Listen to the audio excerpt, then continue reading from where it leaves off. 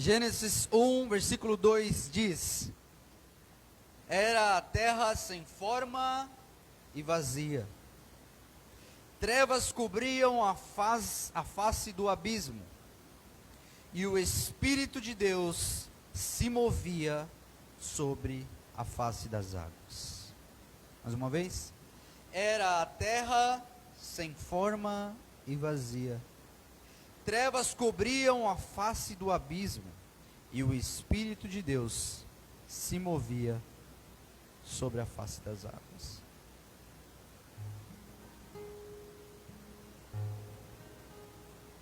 Nós vemos no segundo versículo da Bíblia a menção do Espírito Santo. Espírito no original, ou mais próximo, a gente costuma falar do original, não para falar, olha, como ele está estudando o original, mas todos nós como cristãos, sabemos que a Bíblia foi escrita em hebraico e grego koiné, é um grego que ele nem é muito falado hoje, mas quando nós estudamos a origem da palavra, nós descobrimos a essência dela. Quando nós lemos no português, às vezes passa despercebido, por isso que a gente sempre fala no original. E no original, Espírito é parakletos, ou paracletos, que significa conselheiro, consolador. Mas o que me chamou a atenção não foi somente o significado, na verdade, do nome do Espírito Santo. Foi que o Espírito se movia sobre a face das águas. Existe uma lei na teologia também, que é uma linha teológica que chama lei da primeira menção. A primeira menção revela o sentido daquela coisa. Então, por exemplo, existe a primeira menção da ceia, que está lá no Antigo Testamento. Existe a primeira menção do dízimo, que está antes da lei. Sempre a primeira menção daquele texto ou daquela ideia vai revelar o que Deus pensa daquela ideia. Agora, na primeira menção do Espírito Santo, a Bíblia diz que ele se movia. E se mover revela uma característica muito única e particular do Espírito Santo.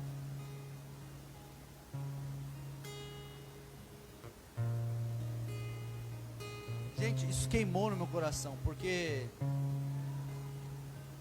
a gente sabe que tudo que é parado atrofia. A gente sabe que água parada da dengue, ela fica podre. E na primeira menção do Espírito diz que ele se move. Nós cremos e a Bíblia nos afirma sobre a trindade ou triunidade. Não existe essa palavra na Bíblia. Vocês sabiam disso ou não? Não existe a palavra trindade na Bíblia. O certo seria triunidade. Sabe, 3 em 1. Não existe a palavra, mas a ideia existe. E nós cremos no Pai, no Filho e no Espírito Santo. E nós não falamos Pai, Filho e Espírito Santo como se fosse uma hierarquia, porque eles são um. Agora, a função do Espírito é muito peculiar, no sentido de se mover, fazer. O Pai decreta, o Filho concede, o Espírito Santo faz, executa. Então nós vamos ver em todo o Antigo Testamento o Espírito Santo executando. Sabe, Deus criando, Ele sopra, o Espírito executa, traz vida para o homem. Nós vamos ver ali o Espírito dando sabedoria para Noé, fazendo a arca. O Espírito em todo momento se movendo.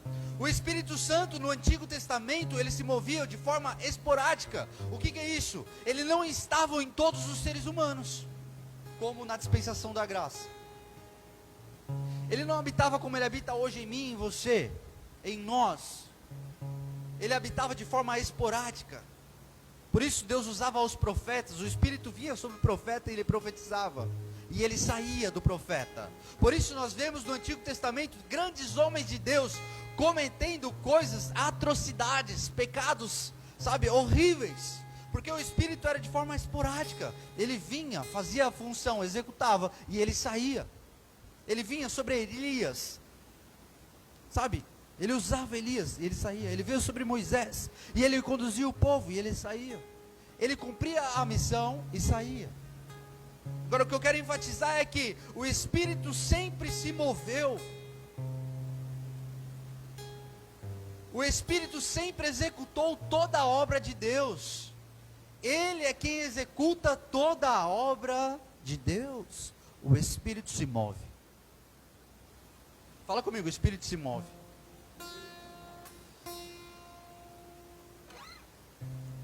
Então, quando nós vamos lendo as Escrituras Sagradas, fazendo um panorama geral, nós trazemos essa consciência da primeira menção, e nós vemos que tudo que foi feito ali, o Espírito Santo estava naquele projeto, executando, fazendo, executando, fazendo. O Espírito Santo, ele não é um poder. A Bíblia não diz que o Espírito Santo é um poder. Ele possui todo o poder. Mas a Bíblia diz que o Espírito Santo é uma pessoa.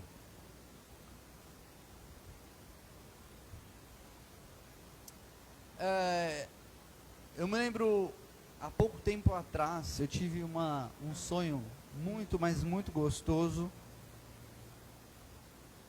que eu nunca mais vou esquecer dele.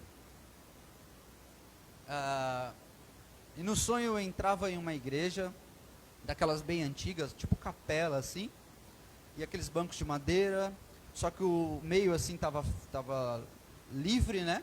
E tinha os bancos de madeira nas laterais, e eu sentava em um dos bancos assim.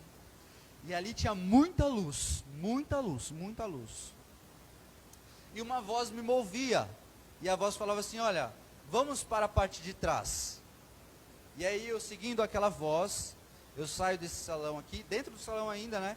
E vou para uma porta e entro na parte de trás. Quando eu entro na parte de trás, é uma sala reservada, também com muita luz. E quando eu olho para o meu lado esquerdo, eu vejo um leão, uma estátua de leão, mas muito grande assim, sabe? Como se ele estivesse em cima de uma estante, só que muito grande. E quando eu encostava nesse leão, ele acordava. Só que aquilo não me assustava, eu ficava maravilhado com o leão. Então, eu saio dessa sala e volto para aquele salão de novo, e sento. Quando eu sento naquele salão, eu vejo uma luz muito forte vindo da porta, e aí eu vejo Jesus entrando. Só que não vejo o rosto dele, mas ele muito iluminado, entrando, e eu sentia muito amor, muito amor, muito amor naquele sonho. E aí, sim, a gente biblicamente sabe que os símbolos representam, né? Então a gente... Quando eu acordei, de cara, o leão representa Deus. Jesus ali, né, obviamente, eu vendo ele. Só que o que me chamou muito a atenção foi a pessoa do Espírito Santo, no sonho. Porque Jesus entrava, ele vinha até o meio assim, e aí eu sentia muito amor, ele parava na minha frente. E aí, eu comecei a ouvir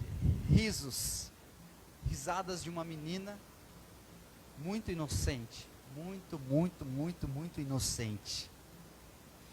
E esta menina, ela vinha como uma bailarina dançando, só que ela ria muito, de alegria, e a voz dela era muito forte, sabe? Os risos alegres, aquelas risadas, gargalhadas, e ela vinha assim, gente, dançando igual uma bailarina. Ela vinha até Jesus e ela abraçava. Quando ela abraçava, ele recostava assim a cabeça neles. Eu acordei chorando, quase como eu estou agora. Mas assim, eu acordei com esse sentimento muito forte. Foi lindo assim os símbolos e tal, mas esse símbolo do Espírito Santo como essa inocência, essa alegria, esse amor puro. E aí me enfatizou naquele dia a sensibilidade do Espírito Santo. Como pode um Deus, porque o Espírito é Deus, tão poderoso, que executa as grandes obras de Deus, ser tão sensível?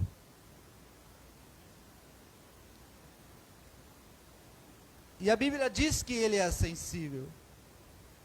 E isso me faz refletir e pensar diversas questões que muitas vezes eu mesmo levanto em minha mente, e talvez você também.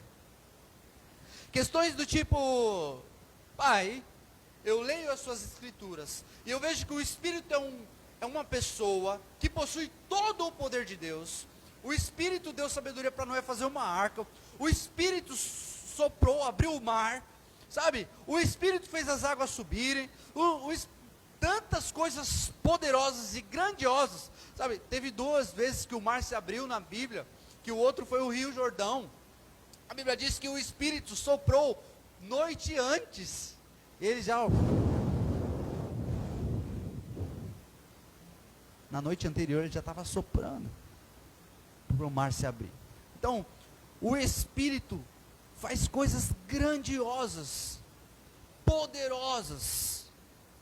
E as questões que muitas vezes se levantam, que na verdade elas até são saudáveis, é necessário que a gente faça perguntas sempre, porque senão a gente nunca vai sair de onde nós estamos.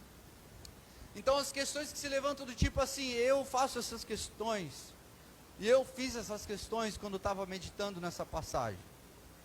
Questões do tipo assim, Pai, o mesmo Espírito está aqui.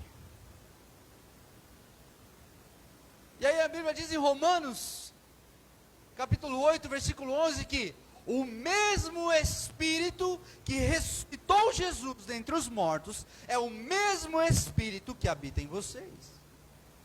Só que agora de cara já me surge uma interrogação, diversas vezes, e olha, não se assustem não, irmãos, é natural surgir interrogações. Mas, quando eu me deparo com textos desse níveis, o mesmo Espírito que fez toda a obra no Antigo Testamento, o mesmo Espírito que diz em Romanos que ressuscitou Jesus dentre os mortos, ele estava morto, o Espírito ressuscitou, trouxe vida de novo. O mesmo Espírito que gerou Jesus dentro do ventre, ele gerou uma criança. Olha o poder sobrenatural e grandioso desse Espírito. Aí a Bíblia diz, o mesmo Espírito habita em vós. Ah, não, peraí, Senhor. Eu creio que o Espírito habita em mim, mas peraí. Eu quero entender melhor, Senhor, me ajuda. Porque hoje já não estão mais, graças a Deus, mas diversas vezes eu me peguei assim, na minha inocência, né? Senhor, a Bíblia diz que o fruto, não são os frutos, tá, gente? O fruto do Espírito, que ele tem vários gomos, paz, longanimidade, justiça, domínio próprio, amor, perdão, fé.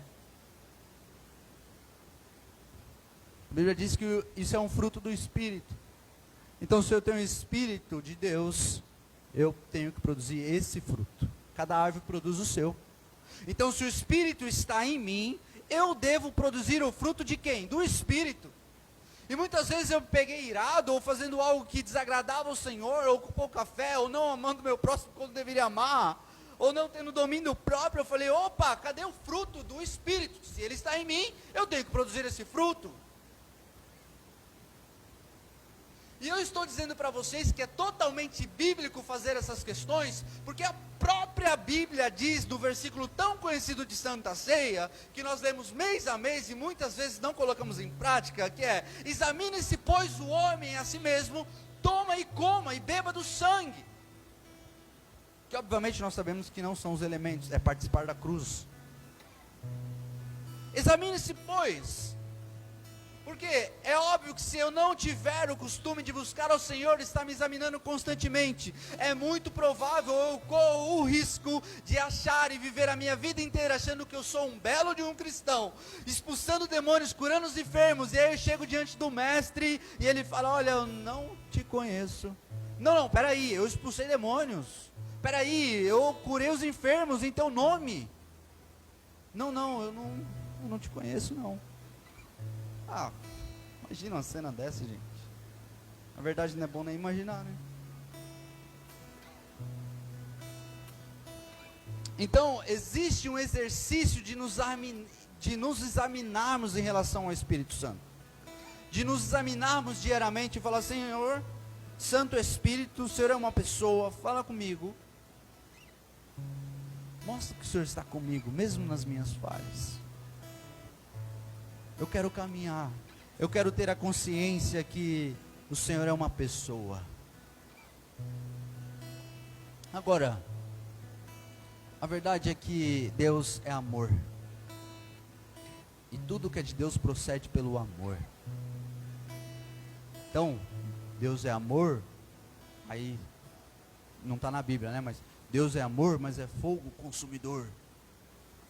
Aí assim, Deus é amor, Ele é justiça, só que assim, ó, Deus é amor, Ele é amor, justiça. Deus é amor, fogo consumidor. Tudo que parte de Deus primeiro, a essência é amor. Por isso, a Bíblia diz que a misericórdia dele é a causa de nós não sermos consumidos. Por isso, nós mesmos sendo falhos e não merecendo a graça, é exatamente o significado da graça, favor e merecido. Por isso ele nos concedeu o Espírito. Agora, olha como Deus é muito, mas muito, muito inteligente, além daquilo que a gente possa imaginar. Porque tudo bem ele viver de forma esporádica no Antigo Testamento, com pouca informação. Sabe, o mundo ainda não tinha se desenvolvido, tinha muito mais controle. Olha a inteligência de Deus, decretar o Espírito Santo para morar em nós, exatamente nesta época. Porque Deus olhou exatamente para o nosso século, Ele viu um século cheio de informações. Tem estudos que dizem que uma criança de 8 anos tem mais informações em sua mente do que um soldado romano daquela época.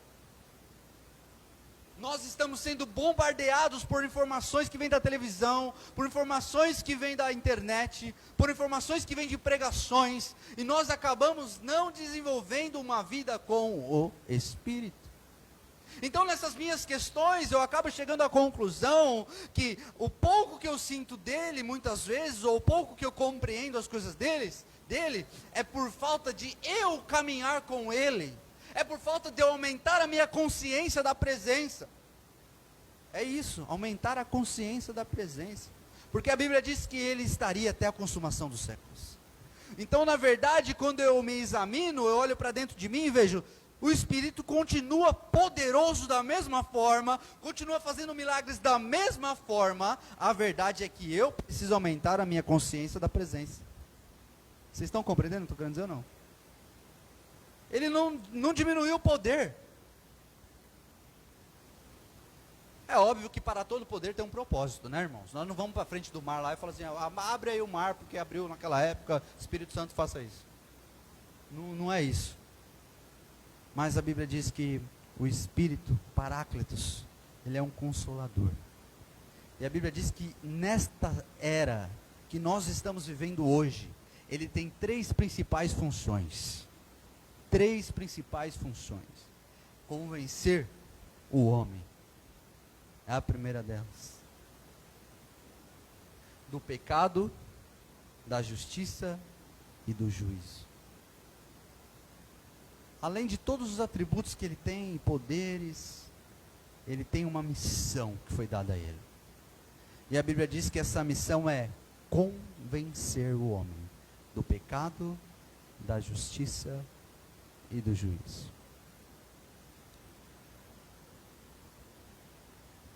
E aí, esse versículo ele é muito forte, porque diz assim, do pecado porque eles não creem em mim. Eu nem marquei esse versículo, acha para mim, por favor, esse versículo, só para nós lermos. Joga no Google, aparece mais rápido.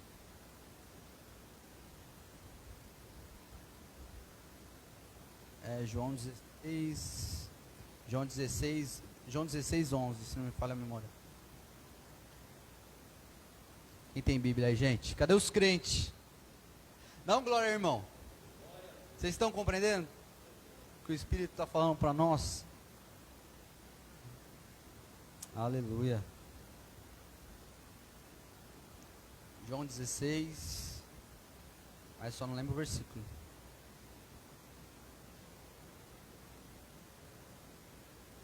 Isso, volta, começa do começo. Presta aí.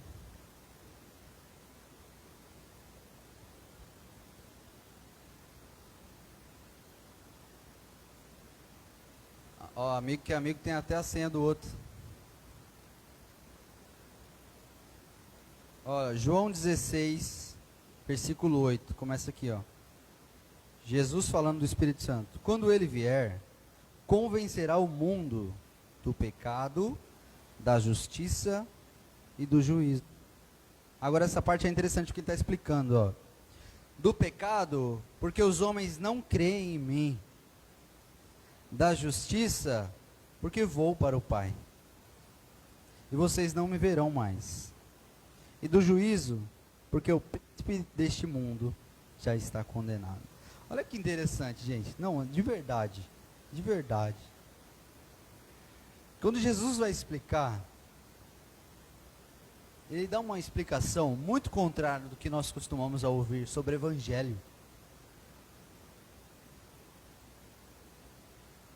Olha isso. Quando ele vier, convencerá o mundo do pecado, da justiça e do juízo. Quando a gente pensa pecado, justiça, juízo, a gente fala queimando no mármore do inferno. É isso. Mas não é isso que Jesus quer dizer, ó. Do pecado, porque eles não creem em mim.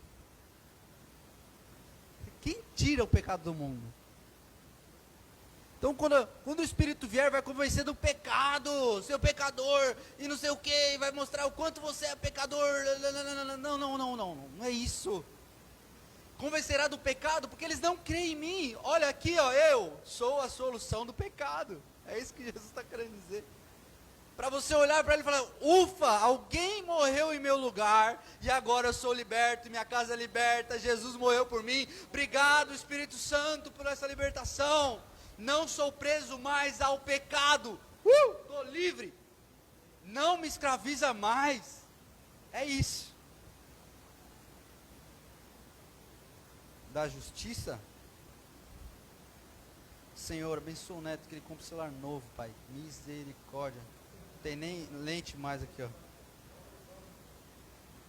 E é videomaker, hein, gente?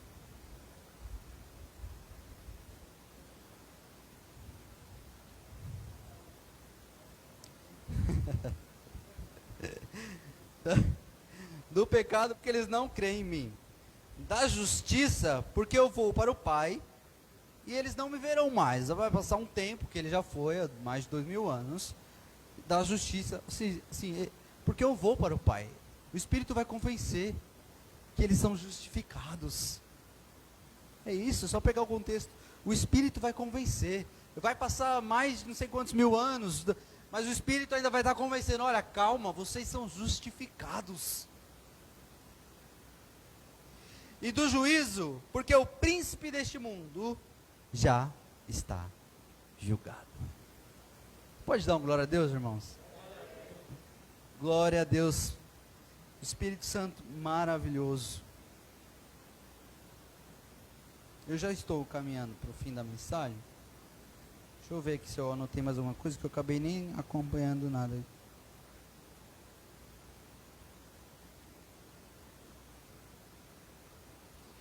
Na verdade, no meio desse sermão aqui, eu acabei anotando algumas passagens fortíssimas assim do Espírito Santo. E duas passagens assim que me chamou muito a atenção. Foi a passagem de Lucas, que fala de Jairo e sua filha, da Talita, e de Lázaro. Aqui, Jesus ainda não havia morrido, obviamente, mas, deixa eu fechar aqui. O Espírito estava sobre Jesus. Lembra que eu falei de forma esporádica? Jesus é uma das provas. Ele é batizado, então o Espírito repousa. Ainda não estava sobre ele. E aí, a Bíblia conta em Lucas que teve um período que Jesus estava indo ensinar e tal, e Jairo, um dos chefes das sinagogas, vem correndo, fala: Jesus, minha filha está à beira da morte. Você percebe que é impossível falar do Espírito, não falar de Jesus, não falar de Deus? É uma sincronia muito grande. E aí Jairo vem desesperadamente, no meio de uma multidão. E aí eu consigo imaginar Jairo saindo da sua casa, vendo a sua filha à beira da morte. E ele sai desesperado atrás de Jesus. Ele sai como se fosse a última chance. Ele sai, quem sabe, guiado pelo Espírito para ir até Jesus. É muito fácil nós lermos as Escrituras e não nos pormos no lugar dos textos. Não nos imaginarmos que seja um pouco. Não temos um pingo de empatia com aquelas pessoas, para que entendamos melhor o que aquele texto quer dizer. Porque se a gente tiver empatia e se pôr no lugar de Jairo, ver sua filha à beira da morte e falar assim, olha, não tem mais jeito, sim, minha única saída é ir até Jesus. E Jairo sai desesperado, como um pai aflito, suando frio, sem rumo, meio que sem saber na onde ia, atrás de Jesus, desesperado, porque era a última saída dele. E a Bíblia diz em Lucas, quando Jairo chega até Jesus, ele fala, Jesus, minha filha está à beira da morte, vá até minha casa. E aí Jesus, ok, vamos, e aí nisso que Jesus sai, aparece uma mulher no meio do caminho, a mulher do fluxo de sangue. Agora olha a condução do Espírito Santo em tudo aquilo, porque a mulher para Jesus, opa, de mim saiu poder, alguém foi curado pelo Espírito aqui agora. Não, está todo mundo te apertando, não, de mim saiu poder. Ele estava cheio do Espírito. E ela só por tocar com fé deu certinho, milagre. E aí ele para, agora você imagina Jairo aqui naquela agonia, essa mulher tocando, quem é a mulher? Ele fala, minha filha está lá em casa, meu Deus do céu. E essa mulher é curada, e aí Jesus fala, sua fé te curou, 12 anos de fluxo de sangue, o poder do Espírito Santo e a fé dela, curou. Jesus continua o caminho, ele chega na casa de Jairo. Agora olha que interessante, em Lucas, depois você lê essa passagem, ela é bem conhecida. A Bíblia diz que quando Jesus está chegando à casa de Jairo, ele fala para todo mundo sair de lá de dentro. Aí a Bíblia diz assim, ó, todos os que não creem saíram. Agora olha que interessante, Jesus está chegando em um ambiente. E aí se a gente for entender os milagres do Espírito, a gente acabou de ver sobre a mulher do fluxo de sangue. A fé de encontro ao poder do Espírito, milagre. É igual a milagre. Então, Jesus chegou num ambiente que ele viu que pessoas não tinham fé. Aquele ambiente das pessoas curiosas que estavam na casa de Jairo, não era um ambiente propício para o milagre. Jesus mandou eles saírem. Só fica o pai, a mãe e mais alguns parentes ali. Só ficou o ambiente de fé. Isso também traz para nós um ensinamento grandiosíssimo, que quando nós desejamos milagres sobrenatural, quem deseja? Sabe, nós desejamos, nós cremos, nós temos a promessa, nós ainda colocaremos muito isso em prática, só não estamos fazendo tanto porque, por causa do isolamento social, mas a Bíblia tem promessa sobre nós impor a mão sobre os enfermos, eles serem curados. A gente, pela graça de Deus, ainda faremos muito isso. De ver cura instantânea. É do Espírito. O ambiente da fé. O ambiente da certeza. Junto com o poder do Espírito. Gera milagre. Então Jesus chega cheio do Espírito e fala, levanta menina. Talita cumi, levanta-te. E aí aquela menina ela ressuscita porque ela já tinha morrido. Então nós vemos vários relatos sobrenaturais, grandiosíssimos,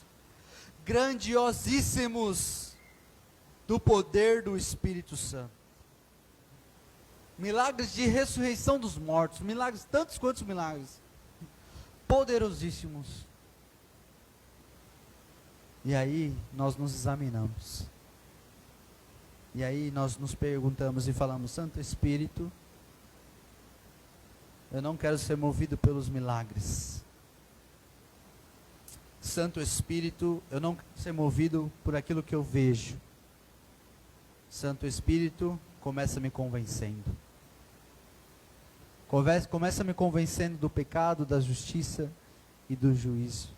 O caminho para nós vivermos uma vida no sobrenatural começa pelo começo. Começa por nós começarmos a darmos espaço para entender que o Espírito é uma pessoa sensível, sensível, sensível. Para entender que para viver e chegar nos milagres que a gente sonha, quem sabe grandiosos, é necessário um caminhar com a pessoa do Espírito. Consciência constante. Acordar pela manhã, Ele está aqui. No meu trabalho, Ele está aqui. Na minha casa, Ele está aqui. Na congregação, Ele está aqui. Se Ele está aqui, tem liberdade. Se Ele está aqui, tem ressurreição. Tudo o que Ele já fez tem aqui. Tem mar aberto, mares espirituais. Se Ele está aqui, tem libertação, tem cura, tem vida renovada. Se Ele está aqui, tem corações ressuscitados para o amor de Deus. Se Ele está aqui, acabou a frieza espiritual. Se Ele está aqui, a minha mente agora passa a ser a mente de Cristo. Se Ele está aqui, agora as minhas atitudes passam a ser as atitudes de Cristo. Se Ele está aqui, a íntima compaixão começa a ser gerada dentro do meu coração por amor ao próximo. Se Ele está aqui, eu quero mais me doar. Se Ele está aqui, eu quero servir mais ao Senhor. Se Ele está aqui, eu quero dar melhor, bom testemunho dentro do meu trabalho. Se Ele está aqui, Ele está, eu quero ser uma nova criatura. Ele está aqui. Consciência do Espírito. Quanto mais consciência do Espírito você tiver, mais maturidade espiritual você vai desenvolver. Fique de pé no seu lugar. Nós vamos celebrar a ceia, porque Ele está aqui. Nós vamos partir do pão, porque Ele está aqui. E por causa que Ele está aqui, por causa dEle, nós faremos isso. Jesus, quando ascendeu, antes de ascender aos céus, Ele prometeu isso. João 14, 15 e 16. Se eu não for o Consolador, o Paráclitos, não virá. Eu vou, mas não vou deixar vocês órfãos. O Espírito da verdade te guiará em toda a verdade.